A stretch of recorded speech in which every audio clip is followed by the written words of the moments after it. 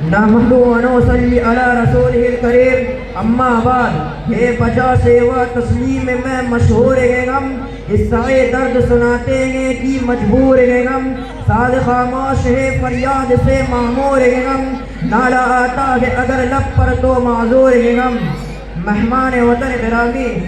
آپ لوگ تو بخوبی واقف ہے کہ آج ہمارا ملک ہندوستان آزاد ہے اور ہمیں یہ آزادی 15 اگست 1947 کو ملی۔ دوستو وہ ہندوستان جو کبھی انگریزوں کے باطل پنجوں میں سسک رہا تھا، وہ ہندوستان جو کبھی ظلم و ستم کی چکی میں پس پس کرا رہا تھا، وہ ہندوستان جو کبھی عریانیت و فحاشیت کا ننگا ناچ ناچ رہا تھا، وہ انگریز سامراجیت نے دلی کو دلدار بنا دیا تھا، امرتسر کو خاک تسر کر دیا تھا، پنجاب کی ہریالی کو مقدر مسموم فضائے میں تبدیل کر دیا تھا، علماء اسلام کی گردنوں کو سپر درخت کر دیا تھا، باشندگان ہند کو ہر قسم کی زود و خوف میں ڈال دیا تھا، گھر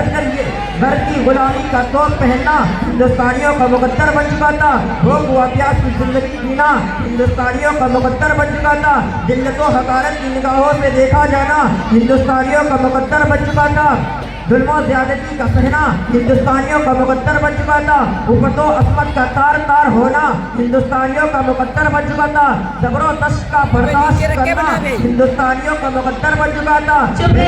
لیکن ایسے المناک اور پرفتن دور میں کچھ اس طرح کے تپے تالار بھی تھے جن کو غیرت و حمیت نے جھنجھوڑ دیا، جرات و شجاعت نے جھنجھوڑ دیا، شجاعت و صداقت نے جھنجھوڑ دیا، عدالت و مساوات نے جھنجھوڑ دیا، اور ایسا جھنجھوڑا کہ دنیا حیران ہے اور تاریخ ہراساں و پریشان ہے۔ شاہ ولی اللہ دہلوی جیسے محدث کی جسارت، حضرت حاجی امداد اللہ مہاجر مکی جیسے مجاہد کی شجاعت، بانی دارالعلوم مولانا قاسم نانوی جیسے مدبرکی کی ذہانت، مولانا رشید احمد گنگوہی جیسے بکیا کی فقاہت، مولانا ابوالکلام آزاد جیسے مکفر کی سیاست، شیخ الہند مولانا محمود الحسن جیسے محارب کی بصیرت، شیخ الاسلام مولانا حسین مدنی جیسے بزرگ کی امانت، مولانا حفیظ الرحمان جیسے فعال کی سیاست، مولانا محمد علی جوہر جیسے حق کی صداقت، ڈاکٹر اشرف اللہ خان جیسے منشبی کی امانت، وہ دیگر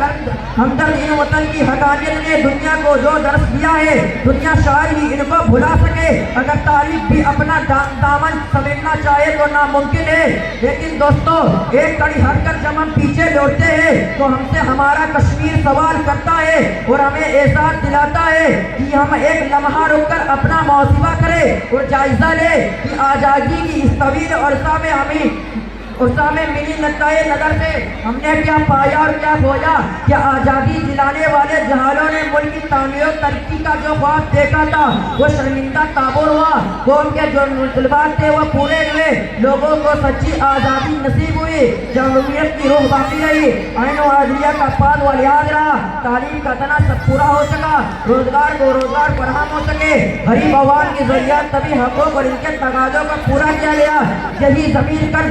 درج کر سوال کرتا ہے کہ پتہ تجھے ان چند سال میں کیا ملا، تو دوستو اس وقت زبان پر تالا لگ جاتا ہے اور سوچ اور سمجھ مفقود ہو جاتے ہیں، دل و دماغ بے قابو ہو جاتے ہیں، آدھا و جلو ساکن پڑ جاتے ہیں، عقل و حس بے معنی ہو جاتے ہیں اور ایک دھواں سا اٹھتا ہے، چاروں طرف سناٹا ہی سناٹا محسوس ہوتا ہے، جدھر دیکھو تاریکی تاریکی دکھتی ہے، جدھر دیکھو ناانصافی ناانصافی دکھتی ہے، جدھر دیکھو محرومی محرومی دکھتی ہے، جدھر دیکھو ناچاقی ناچاقی دکھتی ہے۔ گھر کر یہ آزادی ہمارے لیے بربادی اور باعث غلامی ثابت ہوئی۔ خود غور کرو، ہندوستان تو آزاد ہوا لیکن ہم آزاد نہ ہوئے، ہندوستان تو آزاد ہوا لیکن ہمارے افکار آزاد نہ ہوئے، ہندوستان تو آزاد ہوا لیکن ہمارے اذہان آزاد نہ ہوئے، ہندوستان تو آزاد ہوا لیکن ہمارے تخیلات آزاد نہ ہوئے،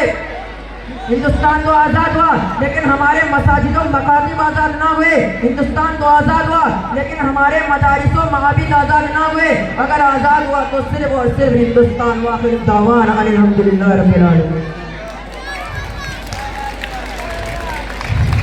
تالیاں بجا لیں زوردار بچے کے لیے۔